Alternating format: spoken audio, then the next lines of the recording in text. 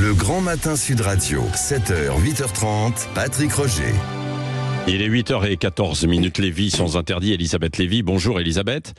Bonjour Patrick, bonjour Vous à voulez tous. revenir sur la tempête sur les réseaux sociaux après l'intervention à la télévision samedi soir de Michel Drucker.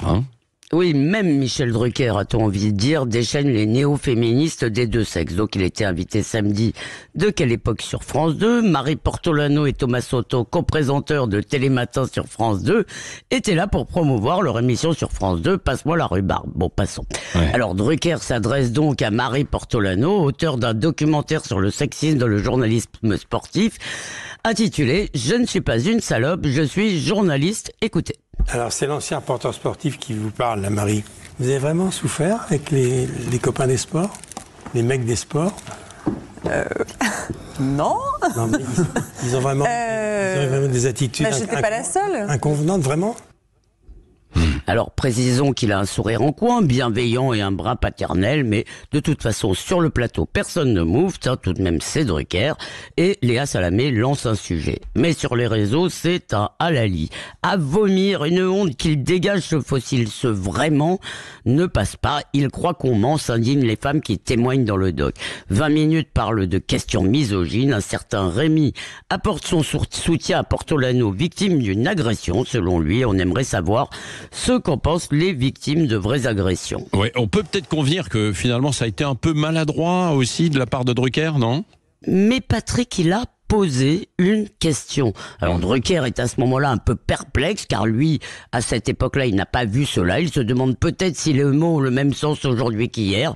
Une blague lourde, c'est une agression. Un compliment, c'est sexiste. Alors attention, le doc, je ne l'ai pas vu.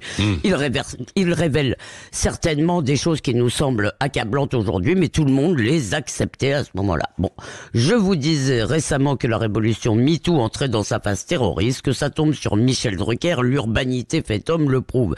Personne ne l'accuse de s'être mal comporté, personne ne dit rien sur lui, mais pour une question, je le répète, il devient l'ennemi du peuple, l'ennemi des femmes. Questionner la parole des femmes comme celle du parti ou de Dieu, c'est blasphématoire, douter, c'est un crime. Vous avez juste le droit, Patrick, de vous prosterner et de dire amen. Et un autre classique totalitaire dans cette affaire, c'est la dénonciation des pères, parce que pour que les lendemains chantent, il faut que les hier aient été une longue nuit, aient été une longue nuit. Au rencard les boomers, en réalité les petits garde-roses d'aujourd'hui ont plus en commun qu'ils ne le croient avec leurs parents et leurs grands-parents ex-68ards et ex-extrême gauchistes, le fanatisme, l'intolérance, l'esprit de procès et de lynchage, et en prime, ils ont lu moins de livres. Merci Elisabeth Lévy. Qu'est-ce que ça suscite comme commentaire chez vous, Amine El Khatmi, Éric Revel? L'autre hypothèse, mais je ne veux pas me faire des amis parce que Michel Drucker est une icône, mais l'autre hypothèse, ma chère Elisabeth, c'est qu'il ne s'est pas vraiment rendu compte de ce qu'il disait. Parce que voilà, ça peut être aussi cette hypothèse-là. Mais qu'a-t-il dit à ce point-là? J'en sais rien. Mais qu'a-t-il dit, Eric?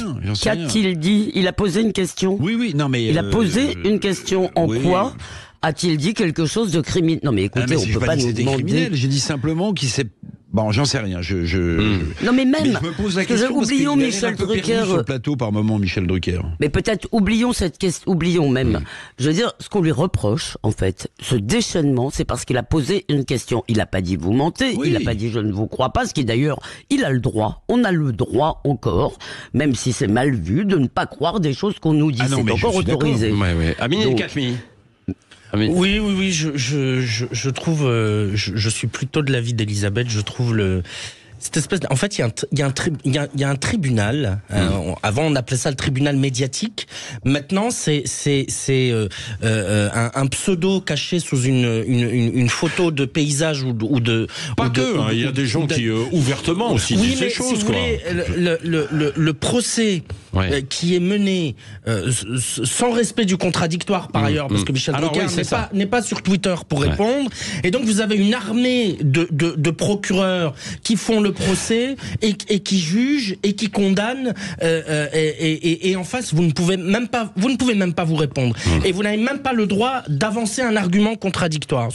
Voilà, c'est fait, c'est comme ça. Twitter a décidé que pardon, mais ça c'est pas une démocratie. Hein. Bon, allez, on va poursuivre dans un instant. On va revenir aussi sur Amélie Oudéa-Castéra, Emmanuel Macron aussi.